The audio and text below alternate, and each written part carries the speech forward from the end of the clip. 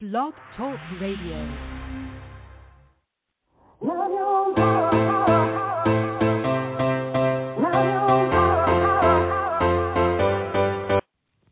Chatting with Nat is a podcast for independent artists seeking to speak their truth and to break down barriers. We host honest conversations that help to guide and empower artists. Speak your truth and set yourself free. Let your voice be heard.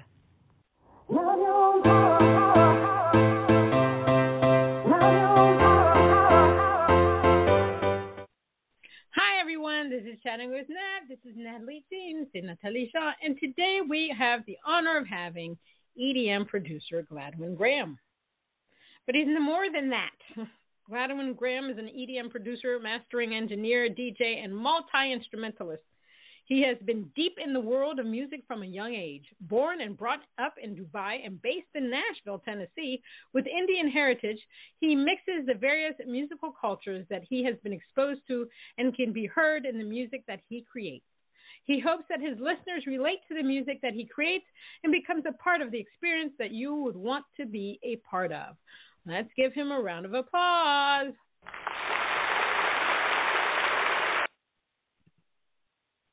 Hi, Gladwyn. How are you? I'm doing well. How are you? I'm still alive in this crazy world that we're a part of. Got it. It's been a crazy 3 years, going on 4 years, because 2023 is basically around the corner. So the question is how have you been during this? How do I put it? George Floyd, elections, polio making a comeback, COVID had some babies, monkeypox, Roe versus Wade, tsunamis, earthquakes, assassinations, cicadas came back into town because it was 17 years later. Now, more election things going on in the world. RSV is now a thing, the flu. How have you been?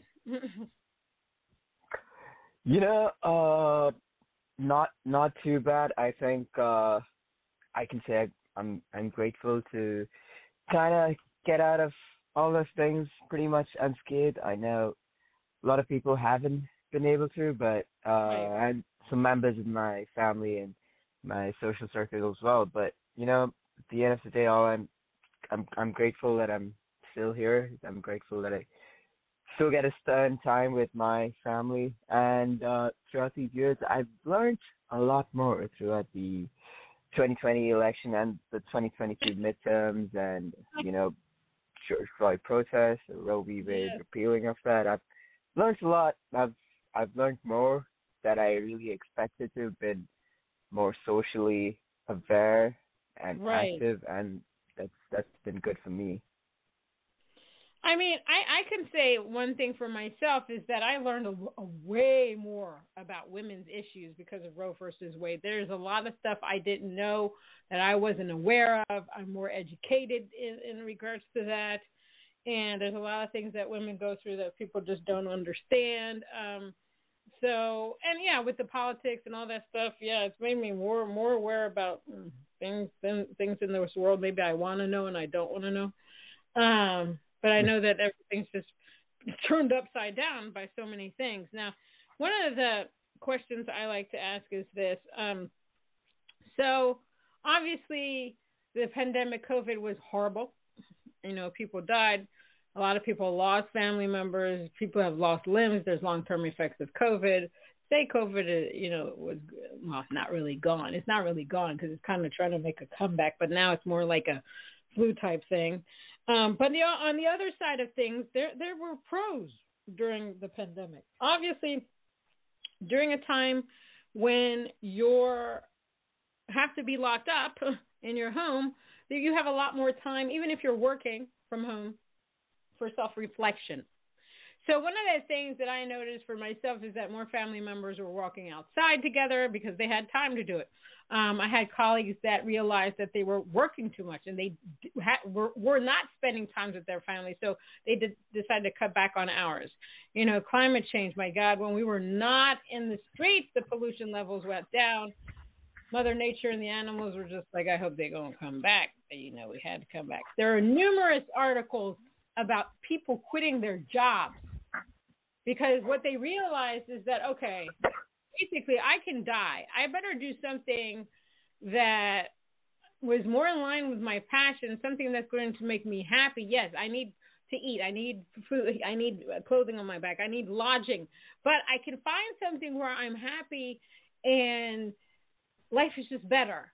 And in regards to artists, there's so many artists that created EPs, albums, singles, tracks, music videos, whatever. Some decided to rebrand. Some decided not to do music anymore. What did you think about in regards to your music career during this time? Did you decide, okay, I know what I'm doing, there's no need to change anything? Did you think that maybe you might want to change something? What did you think about? So throughout the start of the pandemic, before it started, actually, I was working more as an engineer, a tracking engineer, tracking/mixing engineer, as a track guy, and working more with people, together, getting like 3 or 4 people in a room, writing a song, and doing co-writes and whatnot. And once the pandemic hit, and we were afraid to, go out, talk to people, just because we didn't exactly know what COVID was. And I have parents who are a bit on the older scale that I have to, consider when making any decisions. Right. So I decided to move back from the whole being a producer, being a track guy, working in a studio kind of role, and reconsider what I want to do, what I'm supposed to be doing with my career in music, as both as an engineer and as an artist. So eventually, it got to a point where I was just trying to survive rather than trying to thrive, and that's the case for a lot of us musicians. Right. And I just decided to start, mapping down what I wanted to do with my songs. I wanted my songs to have more of a thematic element to it, even if they're released as singles and not as albums. I still want people to, get some, an idea of a journey going through these songs. So I put them down, put those ideas down, and eventually I released a song in April of 2020 called Peachy Skies.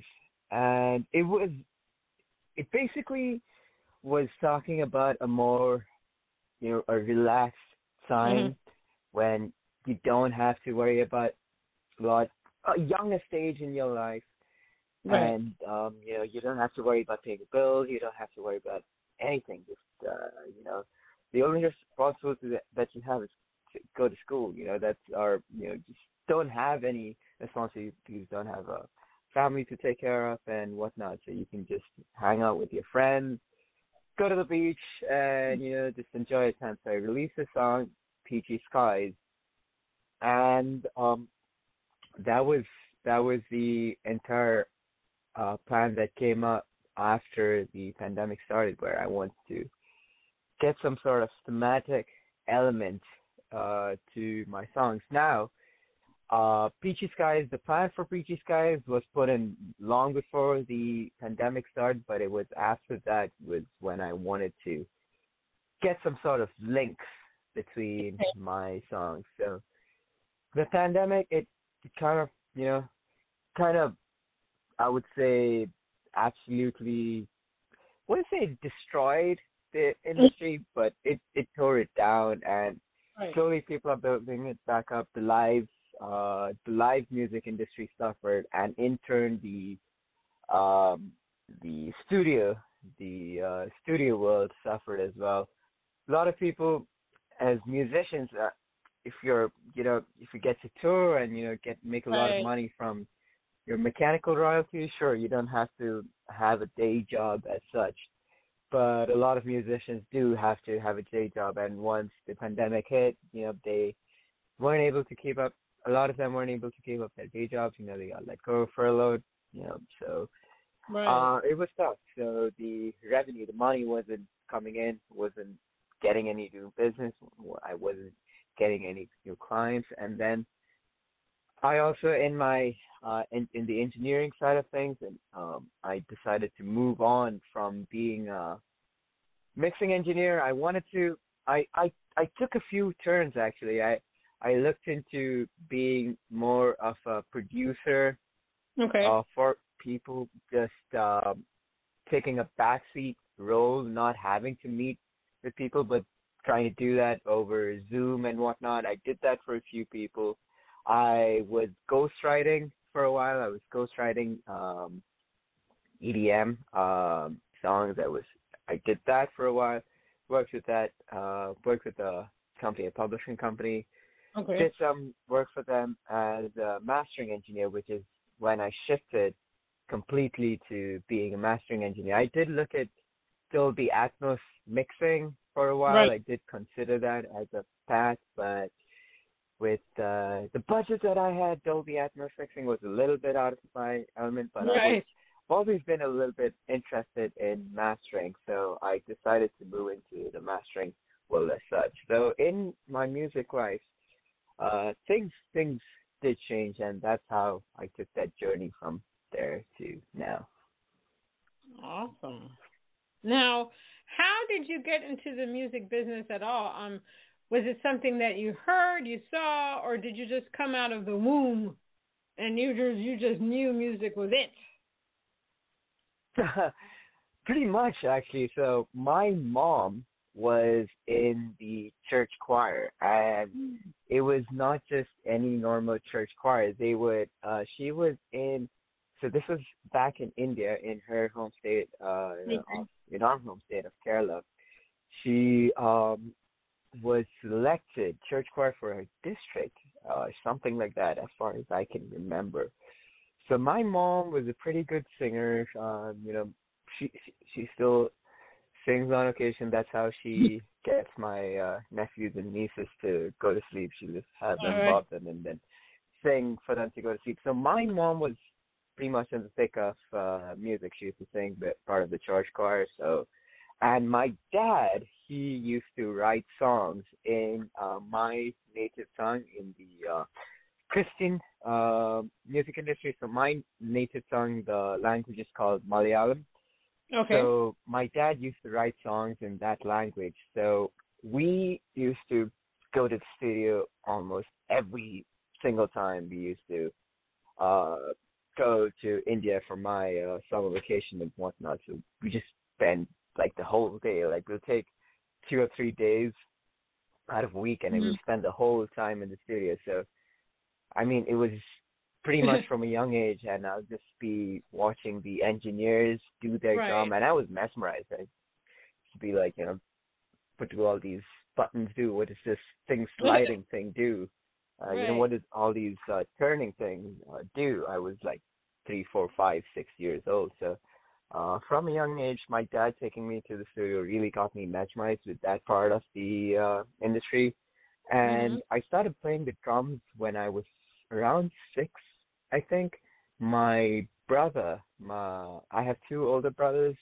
Okay. The one who came in second, he started learning how to play the drums, and I don't know, I just got the beat of it. I just immediately understood how rhythm works, how what sounds are appropriate and how everything works. So in between one of his sessions, one of his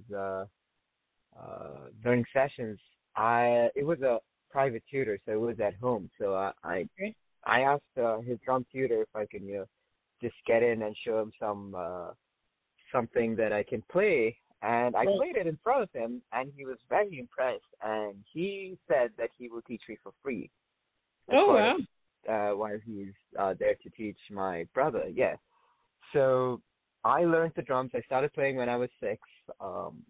I played very seriously, very frequently until the age of 19. It's Okay. until and after that is when I had some issues with my wrists and my arms, and where I had to Okay. take a little bit of a back seat, and I dove more into the world of the studio. So Mm. my dad taking me to the studio as a youngin really, really helped me with Right. understanding what I really love and what I really love doing. And out of the womb, I'm betting my mom used to sing songs to me while I was still there. So music was has been a part of my life. We used to sing every day, listen to music every day in the car whenever we used to go somewhere. Listening to music all the time in the car. There was never a moment where there was no music playing when Right. I was young. So I was just always listening, always understanding. And my dad used to say that I have uh, the mind, the rhythm mind. In Mm. if I translate it, I have rhythm mind in my head. Just always used to keep track of beat, and Right. everything. So that's how I got into this world of music. So basically, you're a natural, and it's family oriented. I completely understand that because my father's a singer, and I sing. So and he used to sing to me all the time, and I get that from him. So I completely understand it. But unlike you, I never thought that I would be in the music industry because I was very, very shy. Now now I can do my Yeah, thing, I but mean, I'm incredibly shy as well, incredibly socially anxious. But really. it's weird. Yeah, it's weird. I chose to be in the music industry despite having crippling Well, this social anxiety. This is one thing where I need the approval of other people, and I chose to be in this industry. So it's definitely not. is crazy. It's not fun, but I love it. Yeah, but let's talk about that because I think music evolves over. Well, some people don't believe that. I mean, in specific genres, they can't see that music evolves, but it does evolve over time. And Mhm. in the music industry, obviously, there are certain reasons we might care what people think, but I'm Mhm. trying to change that concept because of the evolution of music, right? I'm trying to get Mhm. people. It's like the whole NFT thing, right? So for Mhm. me, the whole NFT thing is kind of trying to say, I'm trying to show you that music is an art form. I'm trying to get more people to Mhm. see music as an art form. And the reason that I say that is that, if you go to an art gallery, you don't look at artwork and say, well, I wish he put a dash of purple or a dash of orange there. You're going to look at it and Mhm. like it or not like it. Now, when people listen Mhm. to music, they're extremely critical. Extremely Mhm. critical. Now, they didn't do this, or the chord's wrong on this. No, I would have done this. Blah, blah, blah, blah, blah. Why is it that we can't see or hear music as an art form? Because of the fact that music is subjective, whoever's going to like your music is going to like it. Obviously, if you're writing Mhm. music for a producer, or you're writing music for a commercial, or TV, or for TV or film or whatever, they want it a specific way. That's something totally different. But if you're an artist that is creating art through music, why should we care what people think? Because at the end of the day, we need people to buy our music. We need people to come to our shows, and that's how we make money. That's why uh we care about people liking our music. Even in Well, the art industry, there is the going to is like paintings and stuff. There are critics. mhm. There are people who don't like it. You think about Yeah. you think about take the food industry for example. You take a Mhm. restaurant. You put in a new restaurant. People okay, food is necessary for a survival, but two, you have the choice of where you want to eat or what you want to Right. eat, and you come and you go to a new restaurant. If the people don't like it, people are not going to come back, and then That's eventually the right. restaurant's not going to do well, and it closes down. And it's a Right. similar thing from music, where you need people to come back and listen to your song. You need people to stream your song. You need people to buy your music because we need money to survive. So that is the reality of this world. So we do need that validation in terms of people buying tickets to our shows, or people purchasing our music, or people streaming it, choosing to stream it, choosing to pre-save it, choosing to favorite the song, choosing to follow us. That is the validation that we require. And one of the issues is that now in this day and age, social media is so important in reaching people with our music. It is a pro and it is a con.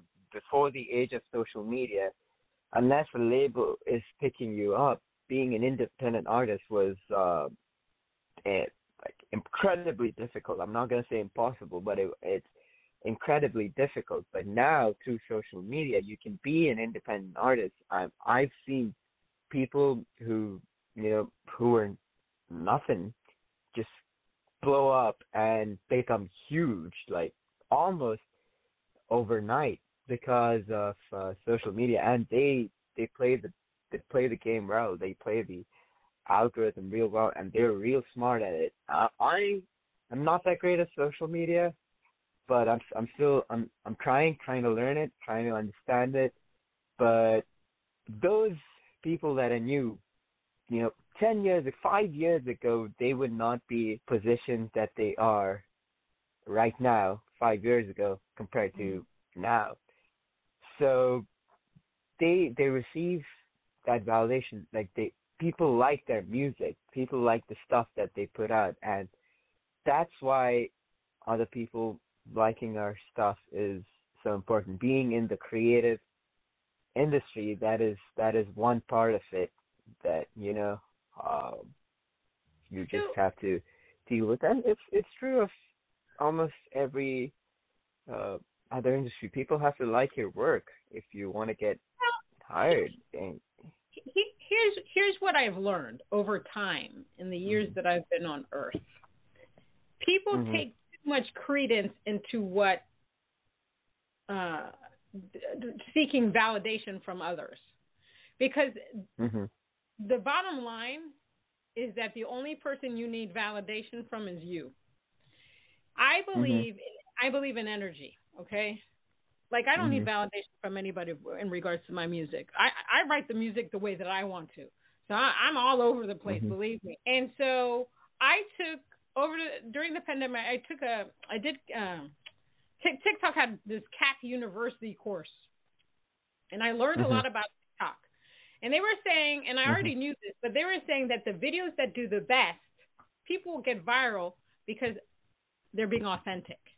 The authentic videos are the ones that do the best, because when people watch those, they feel like they can relate to that person. When they see the mainstream artists, they're like, oh, okay.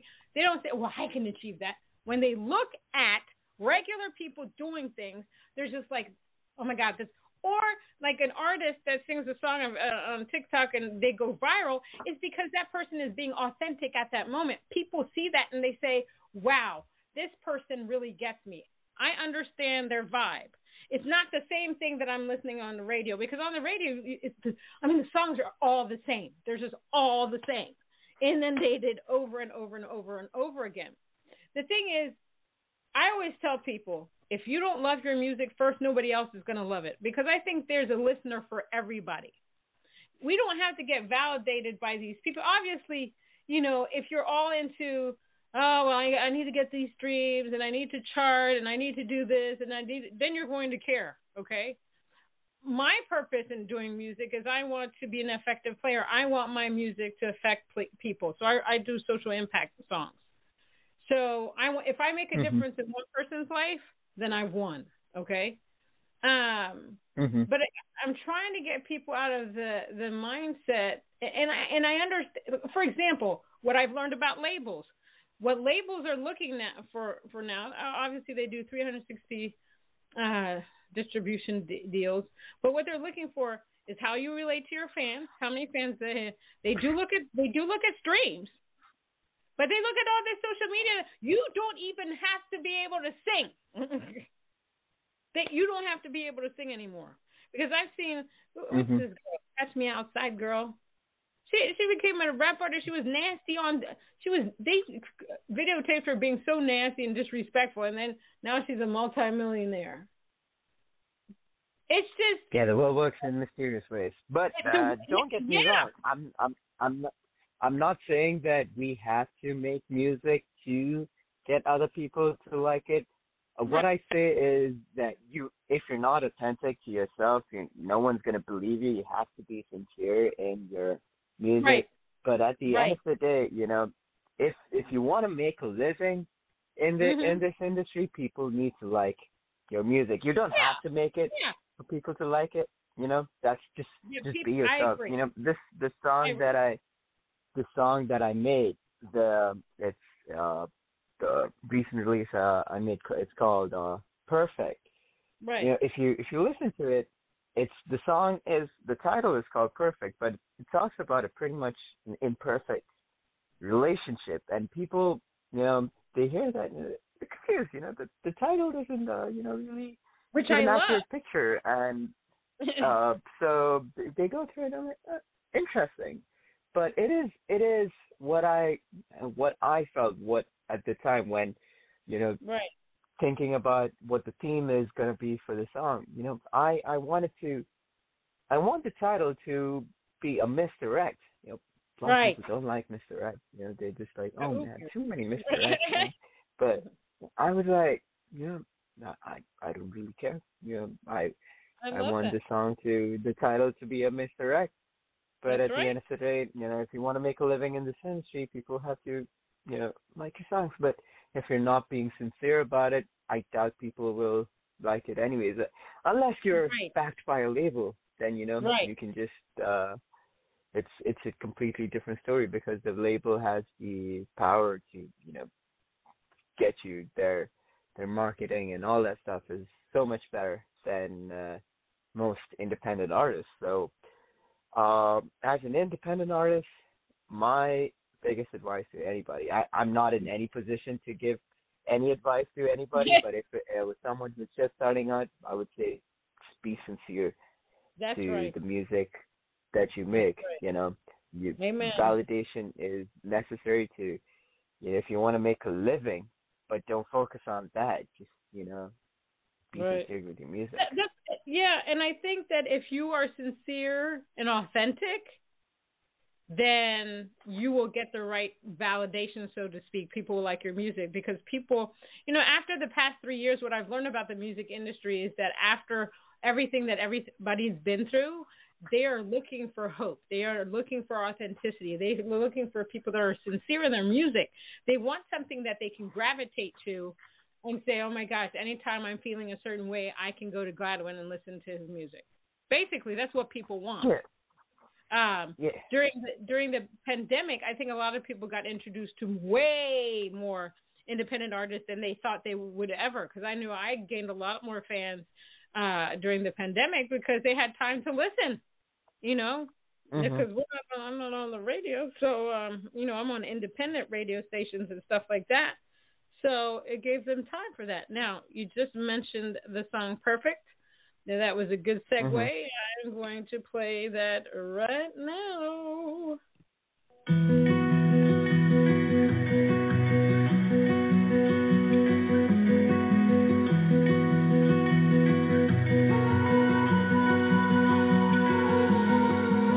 Swear I felt the pace shift when you looked at me that way. My heart racing, wish I knew there'd be a price to pay. The skies, they clouded, my days were clearing. Saw the light in your eyes, so I gave in. Could you even blame me for giving you a chance? Now I see the truth, I wish I knew. It was all the rules, the bed of roses you made would cut me in two. Look what you put me through. Oh, you could have met my broken heart. I'll shut every door, put up my walls. Oh, you were all I ever needed. You were perfect for me.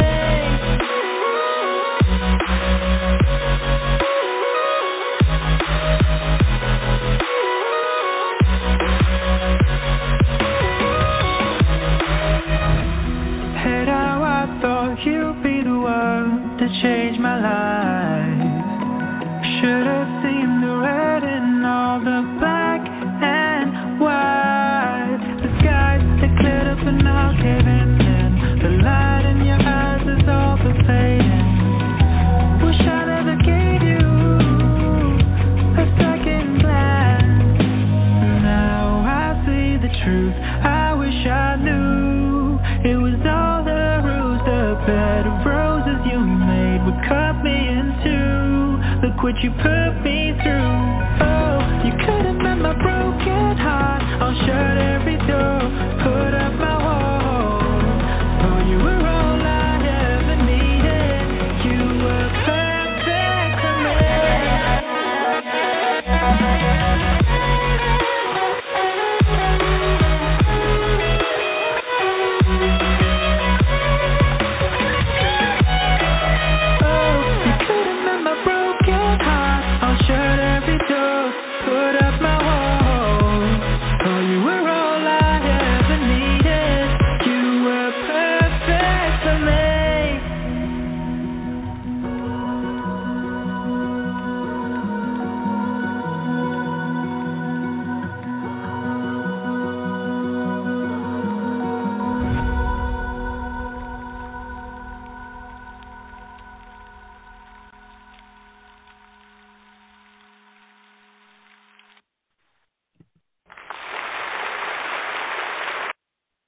I love that. Who's singing on that? So the singer on this song is a guy I know from high school. Actually, so he is. He's. I think he studied. He studied with my brother in high school, or he was a junior of my brother. But anyway, I met him when I was in high school. He used to, I think he used to make music. He used to sing a lot back in the day. This was before he started a career as a musician, as an artist. But he used to sing a lot and just in general be around the music industry. And if I remember correctly,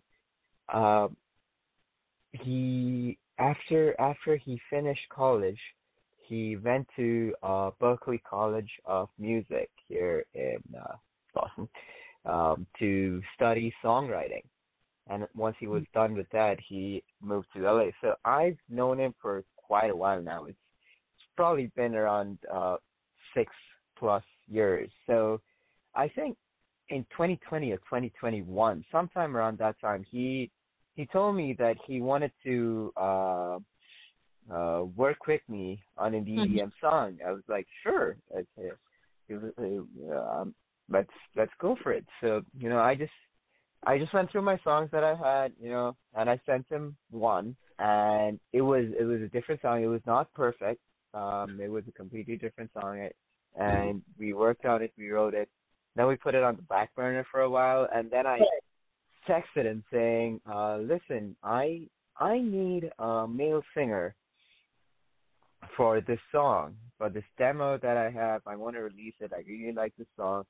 I want a male voice on this. Do you have anybody in mind? And he was like, why not me? Why don't you give me a go? I was like, we already are working on the other song.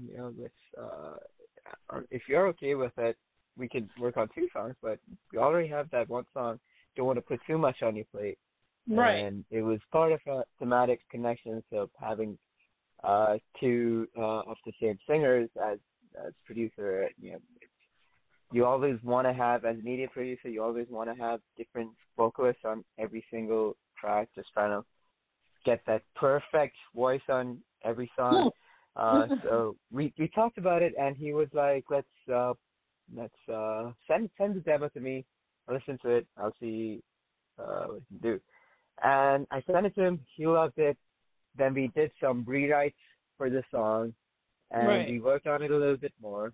And we actually planned on releasing a completely different version. I wouldn't say a completely different version, but a different version, a bit slowed down, a bit more, I would say, chill version of this song back in September of 2021. But then I personally, from my side, I got cold feet.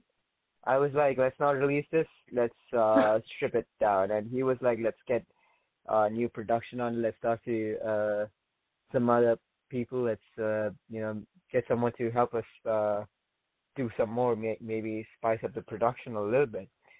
So my friend and the singer on the song, his name is Prithvi Prajosh. He knew this guy called Harris. His full name is Max Harris. His producer tag and his artist name is Harris. It's H4. The A is somebody's like 4 H 4 RRIS Harris. So he told us that he can work on the song. He loves to just send in the stems, and we sent him the stems, we sent him the vocals and everything, and he sped up the track. He did some work on it, put his own touch, and then we were talking about it on a while. He sent it back to me. I did some stuff. I did put some work on it. I gave him an idea for how the crop should sound like, how it could potentially sound like. And then I sent it back, and then he brought on his friend called Aaron Shirk to work on this. So now Aaron Shirk is he's a pretty interesting, pretty good up-and-coming producer. He has done a remix for Nurko. He was an opener for Set the Sky. I don't remember where exactly. And he's also going to be opening a show for Halion. So he's doing pretty well as an artist. So we brought on Aaron Shirk as well. And then I was sent this sort of like a 75, 80, even say 75, 80, probably 85% version, almost finished version of the song to me, and I was blown away by it. And then I took the song, put my final touches on it, got the arrangement done just right, just how I wanted it to be, and we decided to release it. And Harris was the one who mixed the song.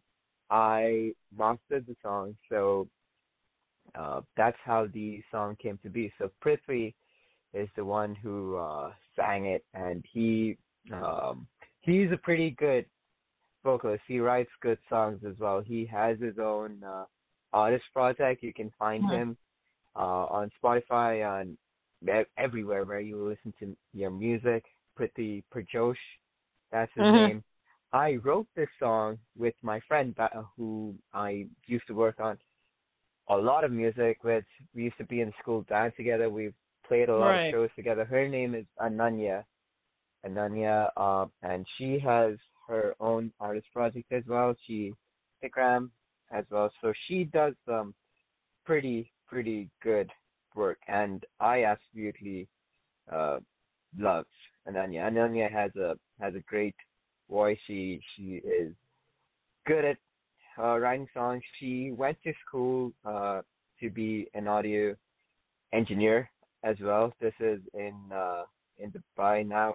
I'm not sure, but I believe she is working as an audio engineer or something. I'm not sure. I don't remember exactly, but I will have to confirm with her what she's doing right now. But yes, Ananya is amazing. Everybody who I've worked on this song with is absolutely fantastic. So Ananya's Instagram, if you guys are interested in checking her out, it is ANANYA _AMIRITE. So Ananya _ am I right? So that's her Instagram tag. Prithvi is Prithvi Prajosh, PRITHVI PRAJOSH. So those are the two guys who were there with start of the song, and Harris and Aaron Shirk were the two guys who were pretty much helped us almost get to the finishing point, just get that anchor leg of the 400 relay going. So yeah, those are the guys who I worked with, and I actually loved it. It's a great song. I feel that it would do well in the sync licensing world. I could hear it in a film, video, commercial, or something, a documentary, TV series. Now, I have one last question for you. What are 3 things you wish you had known before you got into the music industry? 3 things I wish I had known before getting into the music industry. That's an interesting question, actually. because I honestly haven't thought much about it, but I will think about it and let's see. Now, time management. Time management is very important. If you're collaborating with people, you're working with other people, you have to respect that time. Sometimes, things happen, there, there are lots of external factors that you can't control, like, your job, your money, health is an important thing, so you can't control a lot of that. But time management is key. Understanding how much time you can expend working, how much time you want to expend working. So you might want to put in like 10 hours, but your body might and your brain might only be able to get in, say, 6 hours. So that time management, I wish, I was better at managing my time, and I learned that. But I am getting better. We're all learning. We're all, understanding how to, as we gain experience in the world, we learn more. That's experience is the best teacher. Second thing is take care of your health, because a lot of times you're tired, your brain is tired, you're just creatively racking yourself, and you're doing a lot of work. You're writing, you're using a mouse all the time, you're using your fingers to play the instruments, your wrists to play drums, and like your hands, you're holding your sticks, you're using your grip strength to play the keys, everything. You're using your hands, you're using your body to to do your work, and your brain as well. Exercising is extremely, extremely important. Strengthening the muscles that you need, getting your forearms, getting your grip strength, getting your triceps to break spot, getting all those and muscles and good, working on it, being strong with it is extremely important. Now, I was a track athlete back in high school, so I had that discipline. Went from starting from when I was young to take care of my health, take care of my physical fitness. So when I got here, I wasn't able to go to the gym for a while when I went to school, and when I was working, I was just very tired. But it's all a part of time management. Just find the time to be able to work hard or go play some recreational sports or something. I play soccer now twice a day, but usually twice a week. But now once a week, I have a group of people that I love playing soccer with. A bunch of guys who played in college and whatnot. So being able to play with them it relaxes me a little bit, takes my mind off of music, and keeps my brain active at the same time in a completely different field. So exercising is very important. So I wish I knew how important exercising and keeping your health was before I had to get back into the world of lifting and exercising. Third thing that I would say is being humble, while at the same time being massively confident in your ability, while at the same time being humble. One, you need, I wouldn't say you need a psychopathic tendency to learn, but you need to be very aggressive, learning as much as you can, learning from people, while at the same time being respectful of them, being respectful of their time and all that stuff. Learn as much as you can. Just keep learning, keep reading, keep listening, keep watching people work, keep hearing from people, talking to them. That is so important. Just learn, keep learning. Because if going back to my point about being confident, if you don't believe that you're the best at what you do, you won't even be near the 10,000th best at, what you do. Like, you take LeBron James, for example, in the world of basketball.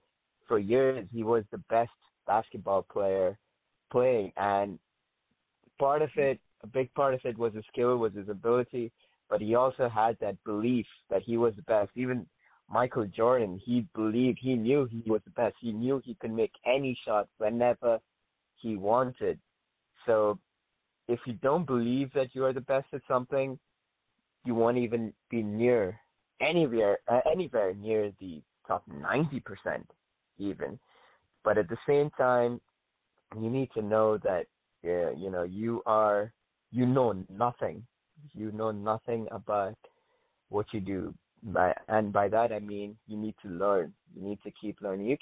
You can learn from a person who just started working in the industry because they have a completely different experience. So, and you can learn from anybody and everybody. I hear a lot of people, saying that, oh, I don't like bro country, or I don't like, say, there's a band that I won't name specifically, a duo, an artist duo, a singer duo, that they have the names in their name. A lot of people are not fans of their music, but what I think is that you can learn from their music. They harmonize pretty well. You can learn from that.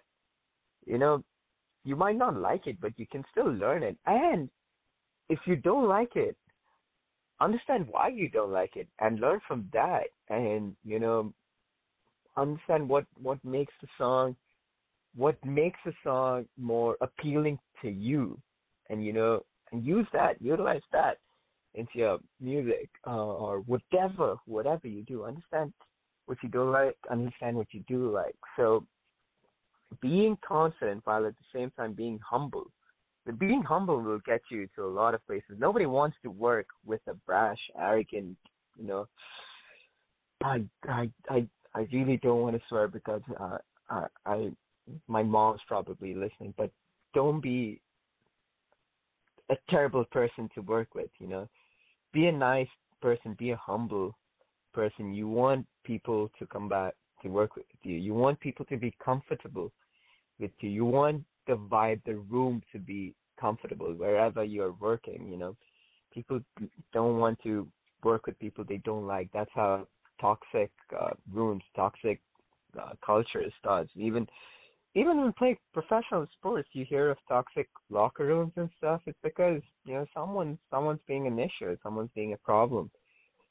So I face that a lot. There have been different causes for the problem, and I've learned that I don't want to work with that person because that guy's just always bragging, and that girl's just always bragging. That person's just they're always bragging. They're not humble. They come in, they say, "Oh, I have 8 years of experience doing this. I'm great at this," and all that stuff. And I remember one of the funniest memories that I had when I was still in high school. There was a Battle of the Bands competition, and I always got the awards for best musician and best drummer and whatnot. I was the drummer for my school, and part of it was that I always believed that I was the best, but I always try to learn more instruments as well at the same time while being in the band. I go to my friends, talk to them, understand stuff, learn from them, playing their instruments and, understanding what works and understanding how they like to play. But at the same time, being a leader, getting things on track, getting everything going, keeping people on track, I was appointed sometimes to do that. And then one day after a Battle of the Bands competition, this drummer that I honestly had never seen drum before in my entire life, he came up to me. He was like, "You know what? You're actually better than me." And I was like, I thank you. That it came out of the blue because this was when I was like way younger, probably like 5 years. So I didn't have, I was pretty arrogant. I did believe that I was the best at the same time. So that took me back a little bit. That felt a little bit insulting because I was like, what?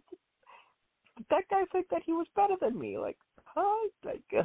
But at the same time, I felt that it's still, I'm still learning. I might have gotten better, when he believed that he was better than me. I might have gotten better, but it was an interesting thing to think about that at the time. So from that conversation that I had with the guy, I felt like, okay, I believe that I was the best, but as soon as I walk out of this room and go into another room, I might not be the best, So that is one thing that I learned, and I wish I knew this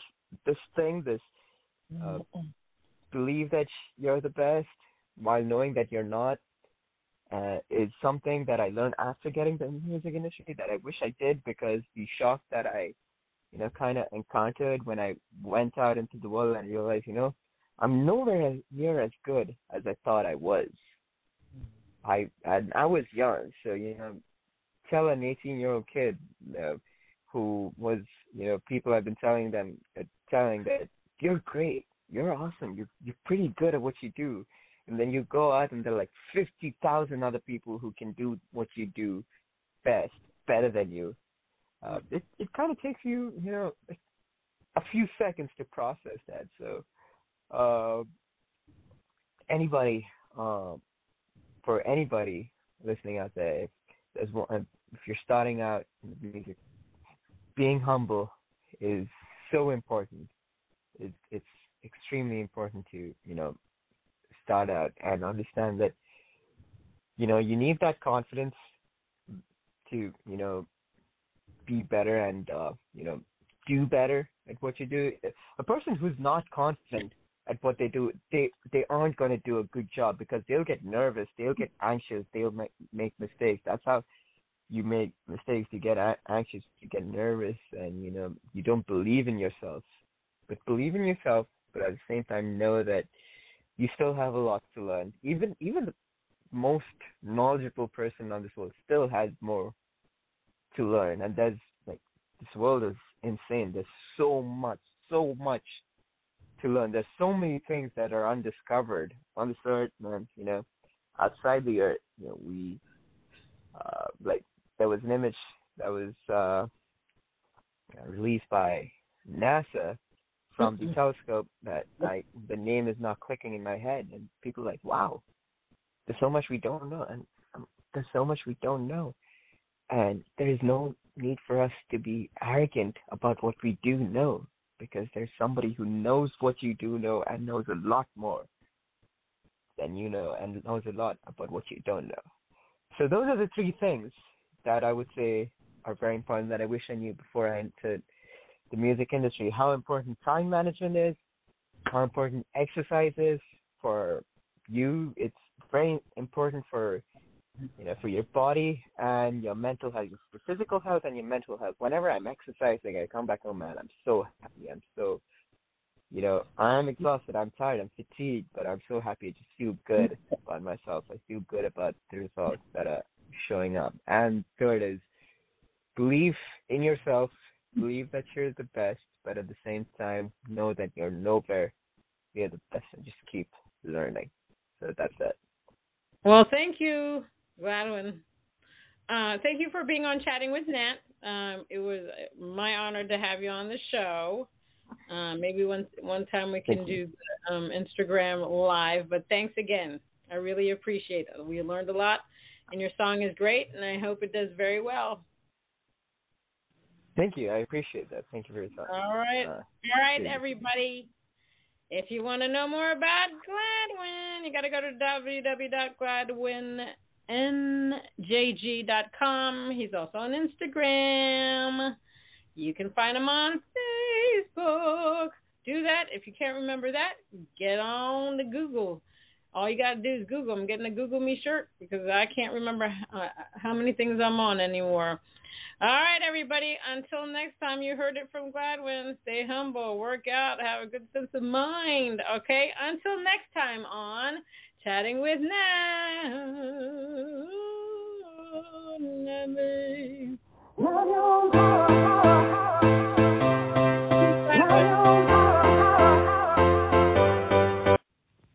Chatting with Nat is a podcast for independent artists seeking to speak their truth and to break down barriers. We host honest conversations that help to guide and empower artists. Speak your truth and set yourself free. Let your voice be heard.